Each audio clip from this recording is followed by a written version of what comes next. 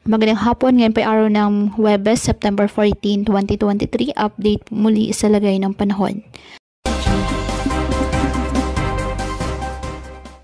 Ayon sa Pag-asa, wala na pong dalang ulan sa bansa ang binabantayang low pressure area na nasa loob ng Philippine Area of Responsibility. Huling namataan ng Pag-asa, east-northeast ng Itbayat, Batanes. Nanatiling mababa ang tsansa nitong maging bagyo ayon sa ahensya.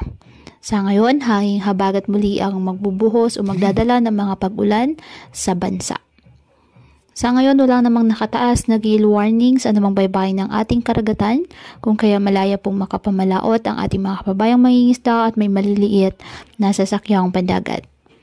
Ngayong araw, asahan ang ulan sa ilang bahagi ng Southern Luzon, Visayas at Mindanao.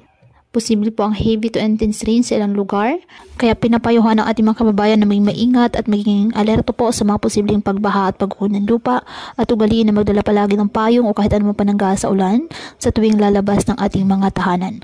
At yan po muna ang update sa lagay ng panahon ngayong araw. Muli patuloy po tayo na mag-ingat at palaging tandaan, God loves you. Stay safe and God bless.